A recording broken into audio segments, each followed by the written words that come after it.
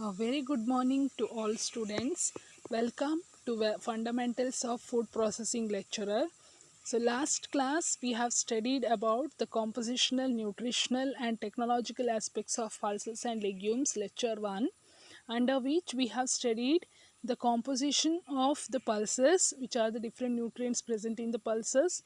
Then we have also studied the nutritive value of different pulses.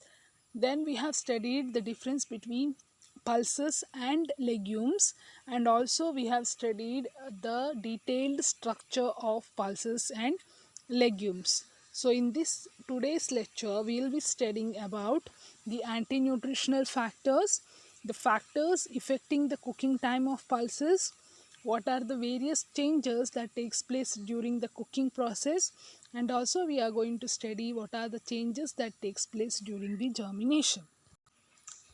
Now, what are these anti-nutritional factors?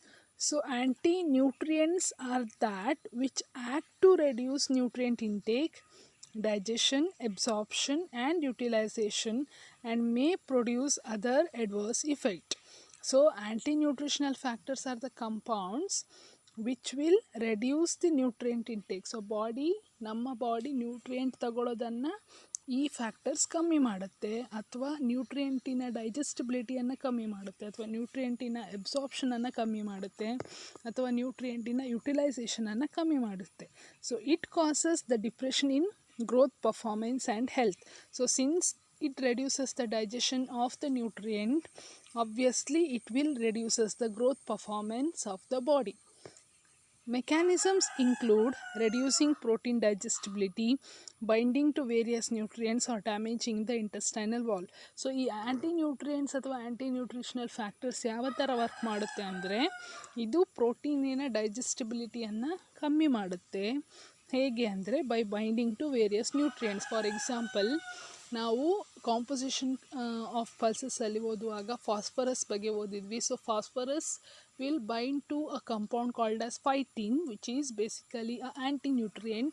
So this phytin will make phosphorus unavailable for the absorption. So thus the phytin here will act as an anti-nutrient or the anti-nutritional factor, thereby lowering the digestive efficiency. So the major work of these anti-nutritional factor is to reduce the digestion of the pulses. So ಈ ಆ್ಯಂಟಿ nutrients ಇದ್ದರೆ ಆ ಪಲ್ಸಸ್ನ digestion ಮತ್ತು absorption ಕಮ್ಮಿ ಆಗುತ್ತೆ ಬಾಡಿಯಲ್ಲಿ. ಅಂದರೆ ಪಲ್ಸಸ್ಸಿಂದ ಸಿಗುವಂತಹ protein ಮತ್ತು ಬೇರೆ ನ್ಯೂಟ್ರಿಯೆಂಟ್ಸ್ ನಮಗೆ ಕಮ್ಮಿ ಆಗುತ್ತೆ. So let us study. So what are the toxic constituents? So toxic constituents are nothing but the substance which are not good for the health, which are not a nutrient one, which are anti-nutrients. So we can call these toxic constituents also as a anti-nutritional factors. So some pulses used in food contain chemical constituents having toxic properties. So among that, first one is trypsin inhibitor.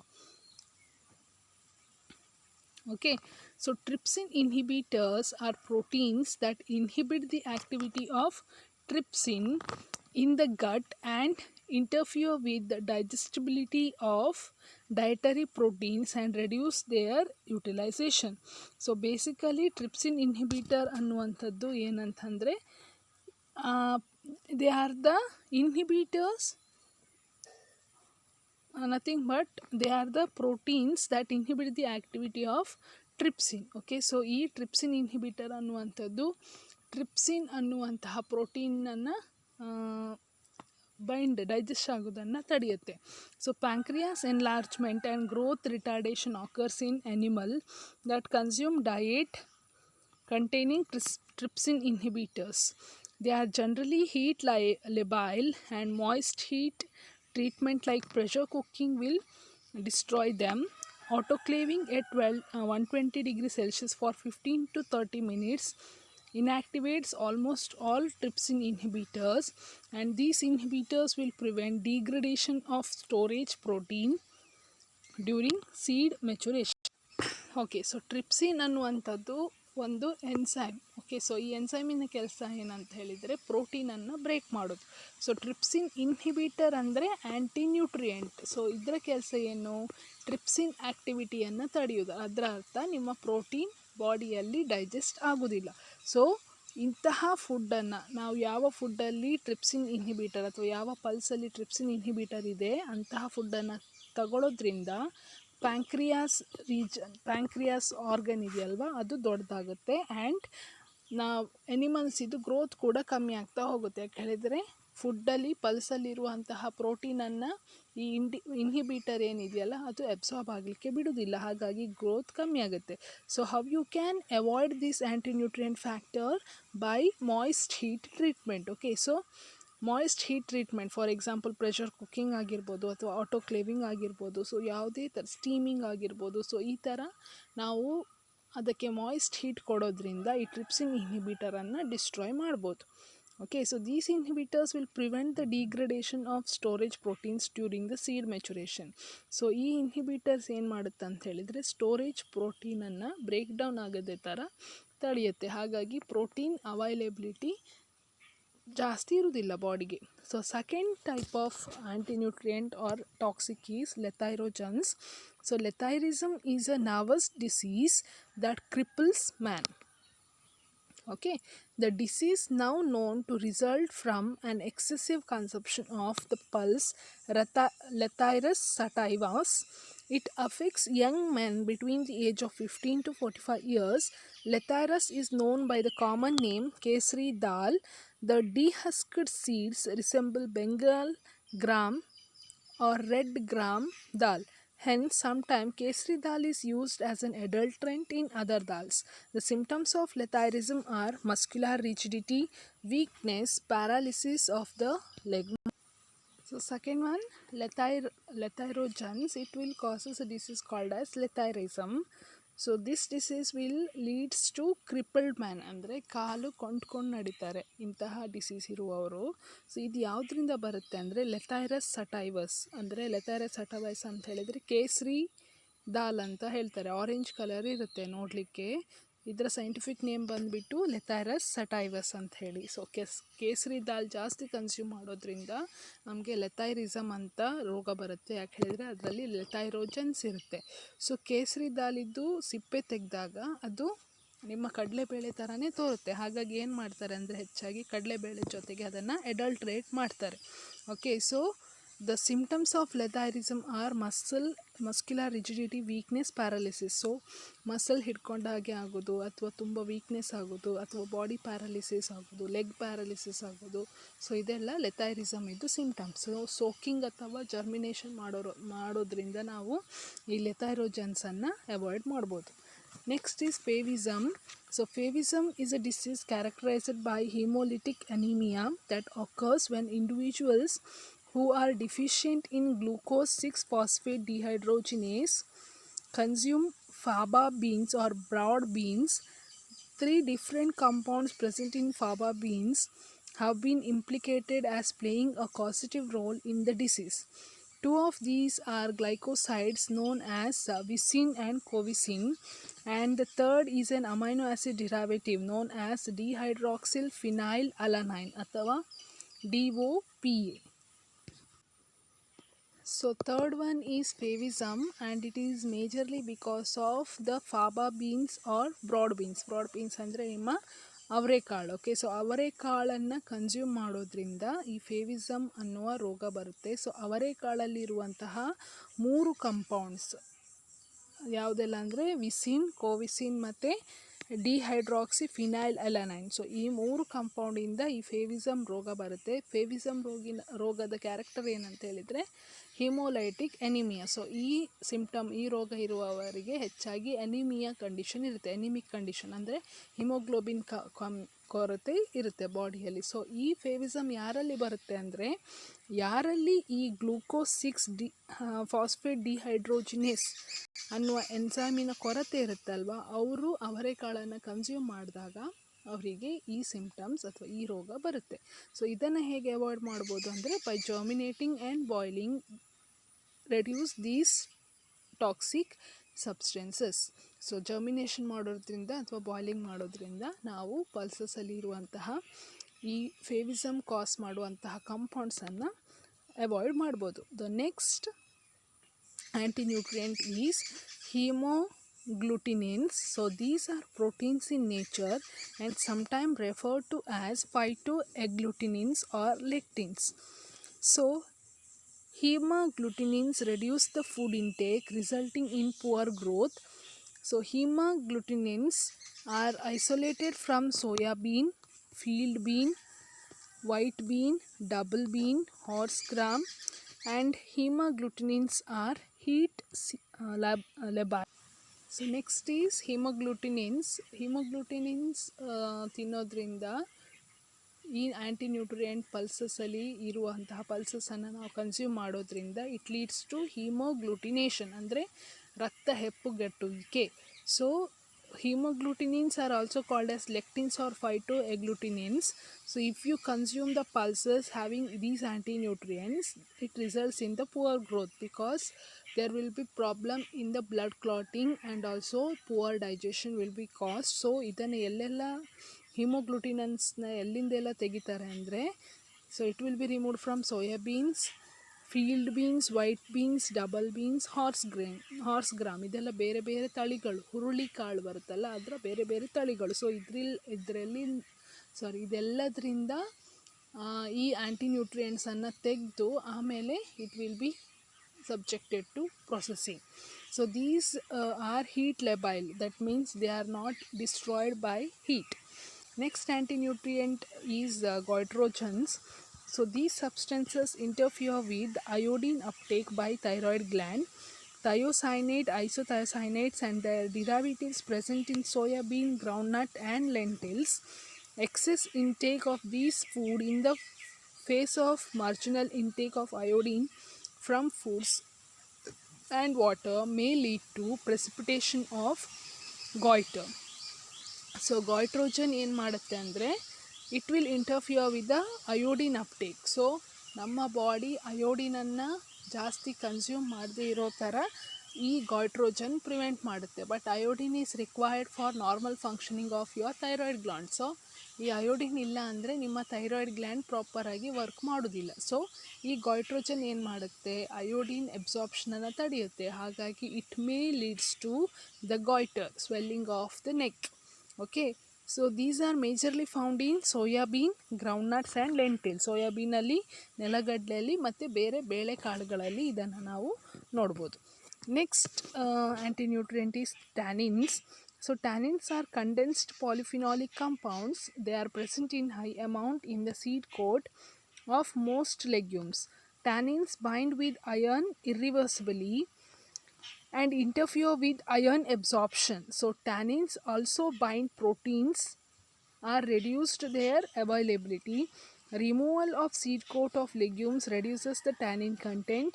So removal of the husk will lower the tannin content and thus improves the appearance, texture, cooking quality, palatability, digestibility of the grain and bioavailability of the nutrients. So tannins main ಆಗಿ seed coat, ಪಲ್ಸಿನ ಮತ್ತು ಲೆಗ್ಯೂಮ್ಸಿನ seed ಕೋಟಲ್ಲಿ ಇದನ್ನು ನೋಡ್ಬೋದು.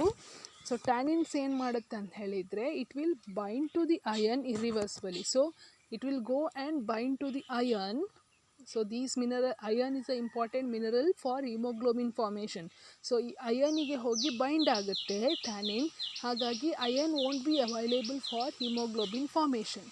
So these by removing the seed coat or the hull or a husk, you can remove the tannin from the pulses and also you can improve the texture. ಸೀಡಿನ ಪಲ್ಸ್ನ texture ಚಂದ ಮಾಡ್ಬೋದು ಅಥವಾ ಅದರ taste ಒಳ್ಳೆ ಮಾಡ್ಬೋದು, ಅದರ ಡೈಜೆಸ್ಟಿಬಿಲಿಟಿ ಜಾಸ್ತಿ ಮಾಡ್ಬೋದು.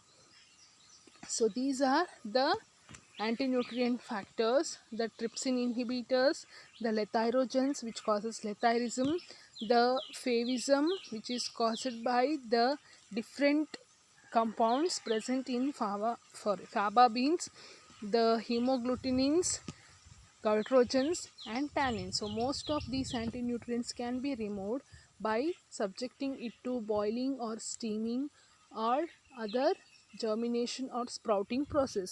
Now let us see what are the factors affecting the cooking time of pulses. So pulse cookery, the cooking quality of pulse is a function of the cooking time. So this is the time of boiling during which they attain the desirable softness. So in addition, the cooking quality is also the function of an increase in volume after cooking, higher dispersibility of solids into cooking media, and improved texture. So pulse foods which are too hard, sticky, or slimy in texture are unattractive.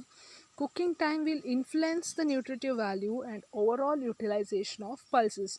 So why we need to cook the pulse? Because whenever you cook the pulse, the volume will increase. So ಪಲ್ಸ್ನ ನೀವು cook ಮಾಡಿದಾಗ, ಬೇಳೆಕಾಳುಗಳನ್ನು cook ಮಾಡಿದಾಗ ಅದರ volume increase ಆಗುತ್ತೆ, ಅದರ solid content ಜಾಸ್ತಿ ಫುಡ್ಡಿಗೆ disperse ಆಗುತ್ತೆ, ಅದರ ಟೆಕ್ಸ್ಚರ್ ಇನ್ಕ್ರೀಸ್ ಆಗುತ್ತೆ, ಇಂಪ್ರೂವ್ ಆಗುತ್ತೆ. ಮತ್ತು ಯಾವುದು ಹಾರ್ಡ್ ಆಗಿರುವಂತಹ ಬೇಳೆಗಳಿರುತ್ತಲ್ವ, they will turn into soft and palatable product. Not only that, if you boil it or steam it, the nutritive value and the digestibility of the nutrient present in the pulse will increase.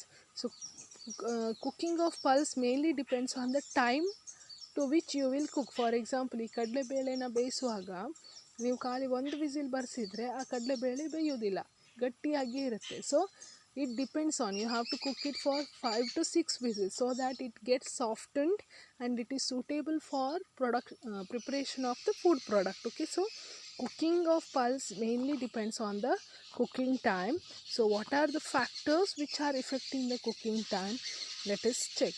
So first factor is inherent character. So some varieties are hard to cook inherently. Cooking time of whole seed is usually the highest in chickpea, followed by pigeon pea and black gram and green gram. So inherent character ಅಂದರೆ ಪಲ್ಸಿನ character ಮೇಲೆ depend ಆಗುತ್ತೆ. For example, hole legume ಅಂದರೆ full ಕಾಳನ್ನು ನೀವು ಬೇಯಿಸೋದಾದರೆ ಜಾಸ್ತಿ time ಬೇಕು. ಅದನ್ನೇ ನೀವು ಸ್ಪ್ಲಿಟ್ ದಾಲ್ಸನ್ನು ಬೇಯಿಸೋದಾದರೆ ಕಮ್ಮಿ ಟೈಮ್ ಬೇಕು. ಓಕೆ, ಸೊ ಹೆಚ್ಚಾಗಿ ಚಿಕ್ ಪೀ ಅಂದರೆ ನಿಮ್ಮ ಈ ಚನಾ ದಾಲನ್ನು ಬೇಯಿಸಲಿಕ್ಕೆ ನಮಗೆ ಜಾಸ್ತಿ ಟೈಮ್ ಬೇಕಾಗುತ್ತೆ. Followed by pigeon pea, black gram and green gram. ಈ ಹೆಸರು ಕಾಳು ಅಥವಾ ಹುರುಳಿಕಾಳನ್ನು ಬೇಯಿಸಲಿಕ್ಕೆ ನಮಗೆ ಸ್ವಲ್ಪ ಕಮ್ಮಿ ಟೈಮ್ ತಗೊಳುತ್ತೆ. ಯಾಕೆಳಿದ್ರೆ depending upon the character of the pulses. So that is first factor. Second factor is environmental factor. So variation in cooking quality of pulses within and between varieties could be due to location, soil fertility, soil moisture and other environmental factors. So the inherent character of the pulse is due to the environment where it is grown. So ಈ ಉಡುಪಿ ಸೈಡಿಂದ ಬೆಳೆದಿರುವಂತಹ ಕಡಲೆಬೇಳೆ ಸ್ವಲ್ಪ ಅದರಲ್ಲಿ salt content ಜಾಸ್ತಿ ಇರ್ಬೋದು, ಯಾಕೆಂದರೆ ನಮ್ಮಲ್ಲಿ and ಜಾಸ್ತಿ. ಅದೇ ನೀವು ಘಟ್ಟದ ಪ್ರದೇಶದಿಂದ ಬೆಳೆದಿರುವಂತಹ ಕಡಲೆ ಅಥವಾ ಪಲ್ಸ್ ಆದರೆ ಅದರಲ್ಲಿ ಸಾಲ್ಟ್ ಕಂಟೆಂಟ್ ಕಮ್ಮಿ ಇರುತ್ತೆ, ಹಾಗಾಗಿ ಅದು ಜಾಸ್ತಿ ಟೈಮ್ ತಗೋಬೋದು. ಅದೇ ಈ ಊರಿನಾಚೆ ಬೆಳೆಸಿದಂತಹ ಪಲ್ಸಸ್ ಆದರೆ ಕಮ್ಮಿ ಟೈಮ್ ತಗೊಳ್ಬೋದು, ಯಾಕೆಂದರೆ ಆಲ್ರೆಡಿ ಸಾಲ್ಟ್ ಇರುತ್ತೆ and salt will always increase the speed of cooking. Now next factor is storage condition. So cooking quality is influenced by time, temperature and relatively humidity during storage.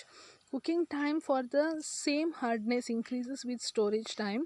So moisture content during storage above 10% may cause deterioration in the cooking quality.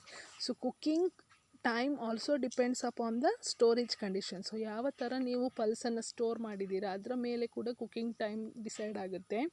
So store ಮಾಡಿರೋ storage time ಜಾಸ್ತಿ ಆದ ಹಾಗೆ ಪಲ್ಸಿನ hardness ಜಾಸ್ತಿ ಆಗುತ್ತೆ, ಹಾಗಾಗಿ cooking time ಜಾಸ್ತಿ ಆಗುತ್ತೆ.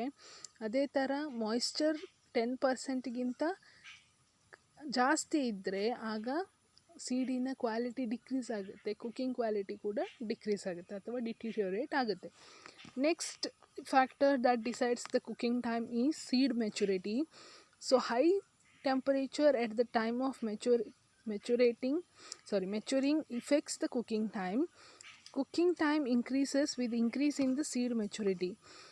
The very hard mature seeds take long time to cook. So this is we commonly know that. So ತುಂಬ ಬೆಳ್ತಿರುವಂತಹ ಪಲ್ಸ್ ಆದರೆ ಅದಕ್ಕೆ ಜಾಸ್ತಿ ಕುಕ್ಕಿಂಗ್ ಟೈಮ್ ಬೇಕು. ಈಗ ನಾರ್ಮಲಿ ವೆಜಿಟೇಬಲ್ ಕೂಡ ಹಾಗೆ ಅಲ್ವಾ, ಈಗ ಹೀರೆಕಾಯಿ ಎಲ್ಲ ತಗೊಂಡು ಬರ್ತೀರ, ಅದು ಜಾಸ್ತಿ ಬೆಳೆದಿದ್ದರೆ ಆಗ ಜಾಸ್ತಿ ಹೊತ್ತು ಅದನ್ನು ಕುಕ್ ಮಾಡಬೇಕಾಗುತ್ತೆ ಸಾಫ್ಟ್ ಮಾಡಲಿಕ್ಕೆ. ಅದೇ ಎಳ್ತಿ ಹೀರೆಕಾಯಿ ಆದರೆ ಸ್ವಲ್ಪ ಹೊತ್ತಲ್ಲೇ ಅದು ಕುಕ್ ಆಗುತ್ತೆ. ಪಲ್ಸ್ ಕೂಡ ಹಾಗೆ, ನೀವು ಜಾಸ್ತಿ ಮೆಚೂರ್ ಆಗಿರುವ ಪಲ್ಸನ್ನು ತಂದರೆ, ಜಾಸ್ತಿ ಓಲ್ಡ್ ಪಲ್ಸಸ್ ಇದ್ದರೆ ಆಗ cooking time will be more. If it is a recently matured seed, the cooking time will be less. The next factor is dehulling. So this reduces the cooking time by 70% and increases the digestibility. So dehulling ಅಂದರೆ ಅದರ ಸಿಪ್ಪೆ, seed ಕೋಟನ್ನು ತೆಗೆಯೋದು, ಅಥವಾ test ಅಥವಾ husk ಅಥವಾ ಹಲ್ಲೆ ಅಂತ ಏನು ಹೇಳ್ತೇವಲ್ಲ, that will be remove. So seed coat ತೆಗೆದಾಗ 70% cooking time will be reduced, ಬೇಗ ಕುಕ್ ಆಗುತ್ತೆ. ಅದರ ಜೊತೆಗೆ ಡೈಜೆಷನ್ ಕೂಡ ಜಾಸ್ತಿ ಇರುತ್ತೆ. Soaking. Now whole grams are soaked in water to improve the cooking quality. Whole grams like Bengal gram cannot be cooked to the desirable consistency without this pre-treatment. So soaking ಮಾಡೋದ್ರಿಂದ ಏನಾಗುತ್ತೆ, pulses will absorb water and will be softened to some extent. So cooking time will B reduce. So already ಸ್ವಲ್ಪ smooth ಆಗಿರೋದ್ರಿಂದ ಬೇಗ cook ಆಗುತ್ತೆ. So for example, ಈ ಕಡಲೆಬೇಳೆ ಅಂತಹ ಬೇಳೆಗಳನ್ನು ಬೇಯಿಸುವಾಗ ನಾವು ಬೇಯಿಸೋ ಮುಂಚೆ ಒಂದು 10 ನಿಮಿಷ ಅದನ್ನು ನೆನೆಸಿಟ್ರೆ ಆಗ ಬೇಗ ವಿಸಿಲ್ ಬರುತ್ತೆ. ಓಕೆ, ನಾವು salt. Hard to cook condition can be eliminated by soaking seeds in salt solution consisting of 1% NaCl, 0.75% of sodium bicarbonate instead of only water. So separation of cotyledon cells occurs in salt solution soaked seeds. Carbonate and bicarbonate not only act as an alkaline agent and buffer but also act as a protein dissociating, solubilizing and tenderizing agent. Salts such as trisodium phosphate, sodium bicarbonate, ammonium carbonate in small quantities improves the cooking quality without appreciably rising the salt and altering the taste. So these chemicals could be added to cooking water or impregnant or coated on the surface of the dal as the final step of milling. So one more factor that influence or affects the cooking time is salt. So if the salt is present, the cooking time will be reduced. So salt ಅಂದರೆ normal ನಮ್ಮ table salt ಹಾಕಿದರೂ ಕೂಡ cooking ಟೈಮನ್ನು reduce ಮಾಡ್ಬೋದು. ಅದನ್ನು ಬಿಟ್ಟು experimentally when we are speaking, so sodium carbonate ಮತ್ತು sodium bicarbonate ಹಾಕಿ ನಾವು ಕುಕ್ ಮಾಡೋದ್ರಿಂದ ಆಗ ಏನಾಗುತ್ತೆ ಅಂತ ಹೇಳಿದರೆ, ಆ ಸೀಡ್ ಕೋಟ್ ಬೇಗ ಕಳಚ್ಕೊಳ್ಳುತ್ತೆ ಒಂದು.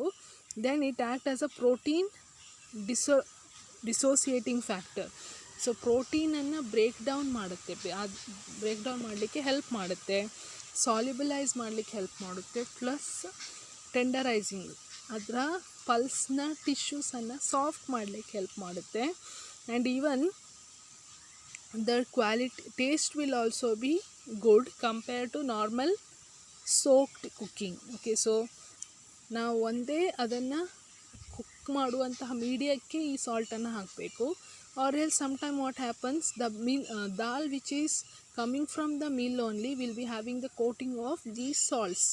Okay, so that colour will be more. So ಆ ಬ್ರೈಟ್ ಕಲರ್ ಇರುತ್ತಲ್ಲ ಕಡಲೆಬೇಳೆ, so shining bright colour, nothing but they are added with the coating of these salts. Okay, now the other factor is pre-cooking. So the cooking time for pre-cooked lentil seed is less compared to the untreated ones. Pre-cooking is done by cooking, treating with enzymes and dehydrating in controlled conditions. So pre-cooking ಮಾಡೋದ್ರಿಂದ cooking ಟೈಮನ್ನು ಕಮ್ಮಿ ಮಾಡ್ಬೋದು. Pre-cooking ಅಂದರೆ ಏನು? So pre-cooking is nothing but ಸ್ವಲ್ಪ ಹೊತ್ತು ಅದನ್ನು ಬಿಸಿ ನೀರಲ್ಲಿ ಬೇಯಿಸೋದು ಅಥವಾ ಇಡೋದು, or else treating it with enzyme. For example, ಈ ನಿಂಬೆ ಹಿಂಡಿ ಇಡೋದ್ರಿಂದ ಅದರಲ್ಲಿರುವ ವಿಟಮಿನ್ ಅದು ಪಲ್ಸಸ್ಸನ್ನು ಬೇಗ ಬೇಯೋ ಹಾಗೆ ಮಾಡ್ಬೋದು. Or else by dehydrating in controlled condition. So ಅದನ್ನು ಡಿಹೈಡ್ರೇಟ್ ಮಾಡಿ ಕುಕ್ಕಿಂಗಿಂತ ಮುಂಚೆ ಅದನ್ನು ತಯಾರು ಮಾಡಿ ಇಡೋದು. Okay, so by pre-cooking also you can reduce the cooking time of the pulses. Then phytin content. High available phosphorus in the soil contributes to high phytin content in the seed and consequently to good cooking.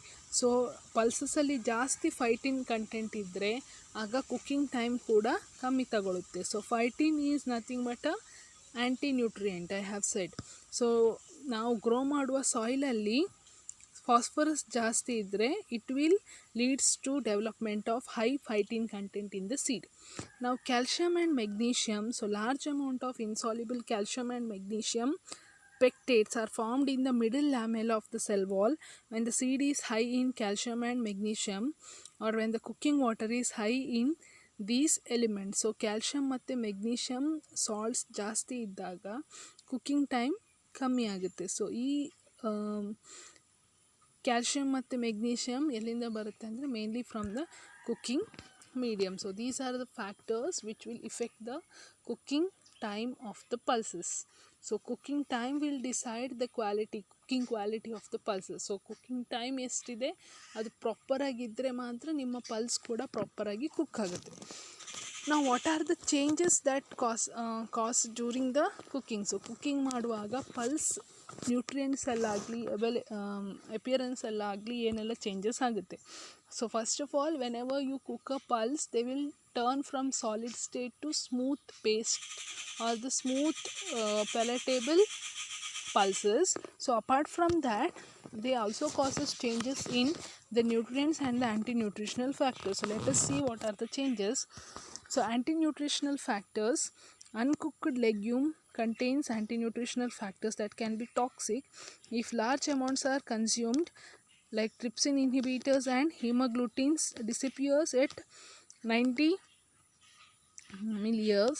However, polyphenolic compounds although decreases with time, minutes, also decreases with time, are still found in the cooking material. So cooking ಮಾಡೋದ್ರಿಂದ, boiling ಮಾಡೋದ್ರಿಂದ, steaming ಮಾಡೋದ್ರಿಂದ you can kill most of the anti-nutrients factors, majorly the trypsin inhibitors and hemagglutinin. Okay, so these two anti-nutrients can be killed when you cook it for around 90 minutes. 90 minutes continuous cook ಮಾಡೋದ್ರಿಂದ, ಅಥವಾ if you whistle it for 2 to 3 whistles in a cooker also, these nutrients will die, but the polyphenolic compounds will decrease but not completely destroyed, because even in cooked pulses also sometimes you may find these polyphenolic compounds which are not good for the health.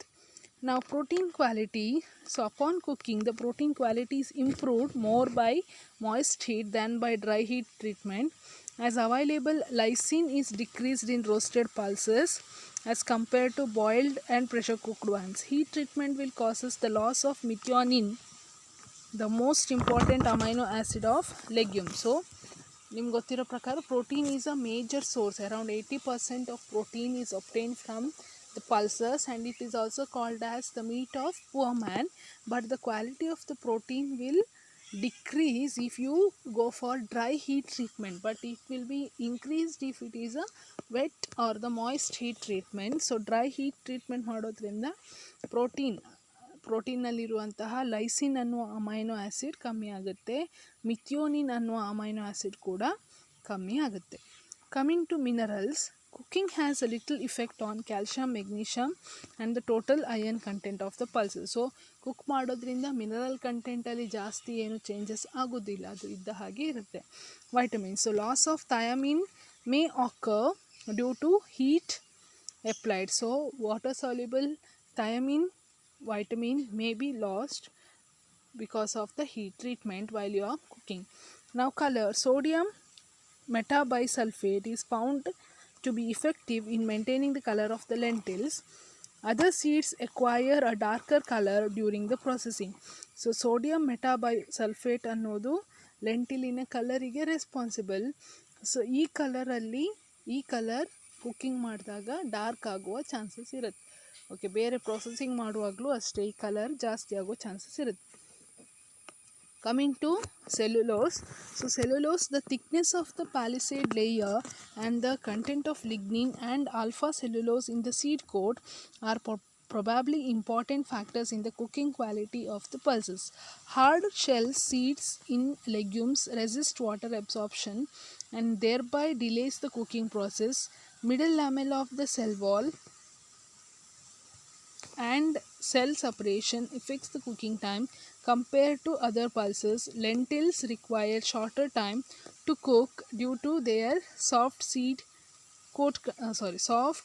coat content. Okay, so this factor has to be mentioned under this slide has to be mentioned under factors affecting the cooking time. So cellulose is one of the factor which affects the cooking time, because harder the seed coat it is, more time is required to break the cell wall and the seed coat. So more cooking time is required. So cellulose ಇರೋದ್ರಿಂದ ನಮಗೆ ಜಾಸ್ತಿ cooking time ಬೇಕಾಗುತ್ತೆ. Even sodium bicarbonate also, sodium bicarbonate will softens the cellulose and hastens cooking. So sodium bicarbonate add ಮಾಡೋದ್ರಿಂದ, sodium bicarbonate you have studied under salt. Okay, so ಇದನ್ನು add ಮಾಡೋದ್ರಿಂದ ನಮಗೆ ಸೆಲ್ಯುಲೋಸನ್ನು ಜಾಸ್ತಿ ಬೇಗ ಬ್ರೇಕ್ ಆಗಿ ಮಾಡುತ್ತೆ ಮತ್ತು ಕುಕ್ಕಿಂಗನ್ನು ಬೇಗ ಮಾಡುತ್ತೆ. So this slide has to come under this. Okay, so I think I have missed one slide. So under changes during cooking only this slide is there. So this slide has to come under the factors affecting the cooking time. Okay, so now the last concept is changes during the germination. So germination you have already studied, nothing but you are soaking it overnight for a period of time so that your seed will start giving the sprouts. Okay, so that the nutrient quality of the pulses are also improved. So whole grams are soaked overnight and should be drained away, and seeds should be tied in a loosely woven cotton cloth and hung.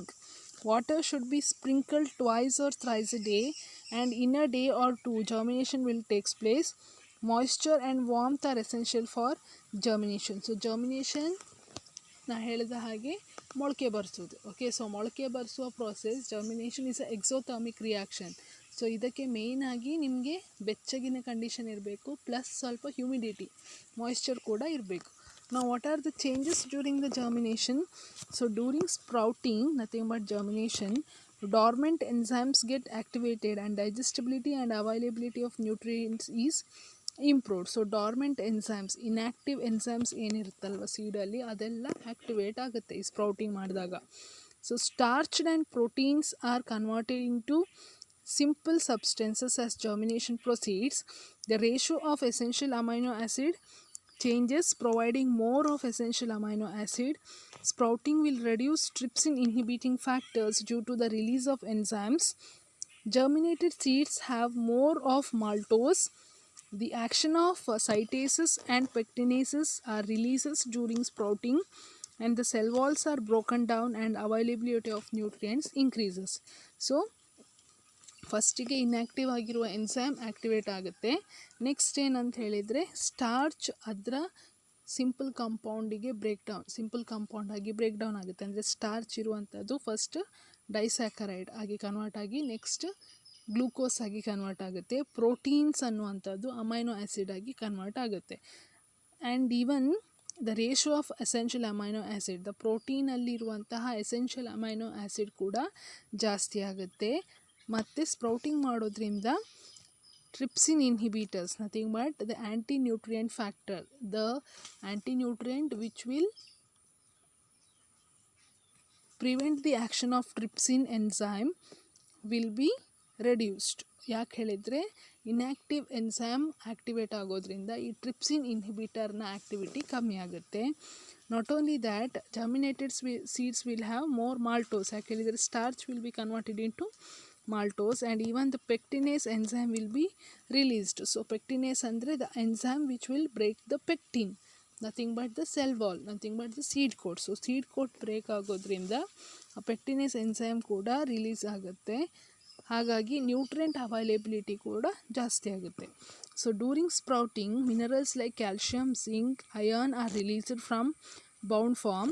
Phytic acid amount is reduced so that availability of protein and minerals are increased. So calcium, zinc, iron ಅದೆಲ್ಲ release ಆಗುತ್ತೆ. So iron, as I said, it will be tied with the tannin, ಆಯಿತಾ, ಆ್ಯಂಟಿ nutrient ಜೊತೆಗೆ combine ಆಗಿರುತ್ತೆ. So sprout ಮಾಡಿದಾಗ ಏನಾಗುತ್ತೆ, tannin will give out the iron and it will B available for the human body to take up. Not only that, even phytin also. Phytin ಯಾವುದ್ರ ಜೊತೆ combine ಆಗಿರುತ್ತೆ? Phosphorus ಜೊತೆ. So germination ಮಾಡಿದಾಗ phosphorus ಮತ್ತು ಫೈಟಿನ್ separate ಆಗುತ್ತೆ, ಹಾಗಾಗಿ phosphorus ನಮಗೆ available ಇರುತ್ತೆ ಕನ್ಸ್ಯೂಮ್ ಮಾಡಲಿಕ್ಕೆ. ಓಕೆ, ನಾವು riboflavin, niacin, folic acid, choline, biotin contents are increase. So vitamin B content ಕೂಡ ಜಾಸ್ತಿ ಆಗುತ್ತೆ ಸ್ಪ್ರೌಟಿಂಗ್ ಮಾಡಿದಾಗ ಅಥವಾ ಜರ್ಮಿನೇಷನ್ ಮಾಡಿದಾಗ. Even vitamin C is synthesized during germination, hence germinated pulses can be substituted for fruits. The increase in vitamin C is around 7 to 20 milligrams per 100 grams of pulses, and vitamin C content is maximal about 30 hours of germination. So germination ಮಾಡಿದಾಗ ಸೀಡಲ್ಲಿ, ಪಲ್ಸಸಲ್ಲಿ vitamin C ಕೂಡ ಉತ್ಪತ್ತಿ ಆಗುತ್ತೆ. So ನಾವು citrus fruit ಬದಲಿಗೆ ಈ germinated ಸೀಡ್ಸನ್ನು replace ಮಾಡ್ಬೋದು. So around 7 to 20 milligrams per 100 grams ಅಷ್ಟು ಜಾಸ್ತಿ ಆಗುತ್ತೆ. ಸೊ ಅರೌಂಡ್ 30 hours ಜರ್ಮಿನೇಷನ್ ಮಾಡೋದ್ರಿಂದ ವೈಟಮಿನ್ ಸಿ ಡೆವಲಪ್ ಆಗುತ್ತೆ. Okay, so that is about the germination and the changes during the germination. ನಾವು advantages: the sprouting will decrease the cooking time. The thick outer coat bursts open the grain and the grain becomes soft, making it easier for the cooking water to penetrate the grain. Okay, so sprout ಮಾಡೋದ್ರಿಂದ, germinate ಮಾಡೋದ್ರಿಂದ ಅದರ cooking time ಕಮ್ಮಿ ಆಗುತ್ತೆ. ಯಾಕೆ ಹೇಳಿದರೆ, sprouting ಮಾಡಿದಾಗ ಏನಾಗುತ್ತೆ, ಪೆಕ್ಟಿನೇಸ್ enzyme release ಆಗುತ್ತೆ. ಅದು ಪೆಕ್ಟಿನ್ ಅಥವಾ ಸೀಡ್ ಕೋಟನ್ನು ಬ್ರೇಕ್ ಮಾಡುತ್ತೆ. ಸೊ ಆಲ್ರೆಡಿ ನೀವು ಓದಿದ್ದೀರ ಫ್ಯಾಕ್ಟರ್ಸ್ ಎಫೆಕ್ಟಿಂಗ್ ಕುಕ್ಕಿಂಗ್ ಟೈಮಲ್ಲಿ ಡಿಹಲ್ಲಿಂಗ್ ಸೀಡ್ಸ್ ಜಾಸ್ತಿ ಟೈಮ್ ತಗೊಳ್ಳೋದಿಲ್ಲ ಅಂತ. ಸೊ ಇಲ್ಲಿ ಪೆಕ್ಟಿನೇಸ್ ಎನ್ಸೈಮ್ ಪೆಕ್ಟಿನನ್ನು ಬ್ರೇಕ್ ಮಾಡೋದ್ರಿಂದ ನಿಮ್ಮ ಪಲ್ಸ್ ಏನಾಯಿತು, ಡಿಹಲ್ಡ್ ಫಾರ್ಮಿಗೆ ಬಂತು. ಹೌದಾ? ಸೊ ಹಾಗಾಗಿ ಕುಕ್ಕಿಂಗ್ ಟೈಮ್ ಕಮ್ಮಿ ಆಗುತ್ತೆ. Dehusking is easier when the grains are sprouted and dried. So same thing. So dehusking will make the cooking much more easier. Germination will decrease the mucus inducing property of legumes. So germination ಮಾಡೋದ್ರಿಂದ mucus inducing property ಅಂದರೆ ಬಾಯಿಯೊಳಗೆ mucus ಜಾಸ್ತಿ produce ಆಗದೇ ಇರೋ ಥರ ಈ germinated pulse will be responsible. Now thicking powder of starch is reduced due to conversion of starch to sugar. So thickening power, ಈ ಕಡಲೆ ಹಿಟ್ಟು ಮಾಡ್ತೇವಲ್ಲ ಕಡಲೆ ಬೇಳೆಯಿಂದ, ಸೊ ಆ ಥಿಕ್ಕಿಂಗ್ ಪವರ್ ಏನಿದೆಯಲ್ಲ ಅದು ಕಮ್ಮಿ ಆಗುತ್ತೆ. ಯಾಕೆ ಹೇಳಿದರೆ ಆ ಬೇಳೆಯಲ್ಲಿರುವಂತಹ ಸ್ಟಾರ್ಚ್ ಏನಿದೆಯಲ್ಲ ಅದು ಶುಗರಾಗಿ ಕನ್ವರ್ಟ್ ಆಗೋದ್ರಿಂದ ಈ ಸ್ಪ್ರೌಟೆಡ್ ಸೀಡ್ಸಲ್ಲಿ ನಿಮಗೆ ಥಿಕ್ಕಿಂಗ್ ಪ್ರಾಪರ್ಟಿ ಇರೋದಿಲ್ಲ. ಈ ಬೇಳೆ ಹಾಕಿದಾಗ ಯಾವತ್ತೂ ಸಾರು ದಪ್ಪ ಆಗುತ್ತೆ, ಹೌದಾ? ಅದೇ ನೀವು ಮೊಳಕೆ ಬರಿಸಿದ ಬೇಳೆ ಹಾಕಿದರೆ ಸಾರು ದಪ್ಪ ಆಗೋದಿಲ್ಲ. ಯಾಕೆ ಹೇಳಿದರೆ ಮೊಳಕೆ ಹಾಕಿದ ಕಾಳಲ್ಲಿ ಯಾವುದೇ ಸ್ಟಾರ್ಚ್ ಇರೋದಿಲ್ಲ. Okay, germination metabolizes oligosaccharides and hence do not produce gas or flatulence. So germinate ಆಗಿರುವಂತಹ ಪಲ್ಸಲ್ಲಿ ನಮಗೆ ಆಲಿಗೋಸ್ಯಾಕರೈಡ್ ಇರೋದಿಲ್ಲ. So last time composition of ಪಲ್ಸಸಲ್ಲಿ ಓದಿದ್ದೇವೆ ನಾವು. ಪಲ್ಸಸಲ್ಲಿ ರ್ಯಾಫಿನೋಸ್ ಅನ್ನುವ ಆಲಿಗೋಸ್ಯಾಕರೈಡ್ ಇರುತ್ತೆ. ಸೊ ರ್ಯಾಫಿನೋಸನ್ನು ಬ್ರೇಕ್ ಡೌನ್ ಮಾಡುವಂಥ ಎನ್ಸೈಮ್ ನಮ್ಮ ಹೊಟ್ಟೆಯಲ್ಲಿಲ್ಲ, ಹಾಗಾಗಿ ನಮಗೆ ಗ್ಯಾಸ್ಟ್ರಿಕ್ ಪ್ರಾಬ್ಲಮ್ ಆಗುತ್ತೆ ಅಂತ ಹೇಳಿ ಓದಿದ್ದೇವೆ. ಸೊ ಜರ್ಮಿನೇಷನ್ ಮಾಡೋದ್ರಿಂದ ಏನಾಗುತ್ತೆ, ಈ ರ್ಯಾಫಿನೋಸ್ ಅನ್ನುವಂತಹ ಆಲಿಗೋಸ್ಯಾಕರೈಡ್ ಇದೆಯಲ್ಲ ಅದು ಕಂಪ್ಲೀಟಾಗಿ ಕನ್ವರ್ಟ್ ಆಗುತ್ತೆ ಶುಗರಾಗಿ, ಸೊ ಅಥವಾ ಗ್ಲೂಕೋಸ್ ಆಗಿ. ಹಾಗಾಗಿ ಜರ್ಮಿನೇಟೆಡ್ ಪಲ್ಸ್ ನಾವು ತಿನ್ನೋದ್ರಿಂದ ನಮಗೆ ಯಾವುದೇ ಥರ ಗ್ಯಾಸ್ಟ್ರಿಕ್ ಬರೋದಿಲ್ಲ. So germination improves taste and texture and without much cooking also sprouts like green gram can be consumed. Okay, so germination ಮಾಡೋದ್ರಿಂದ ಟೇಸ್ಟ್ ಮತ್ತು ಟೆಕ್ಸ್ಚರ್ ಕೂಡ ಇಂಪ್ರೂವ್ ಆಗುತ್ತೆ.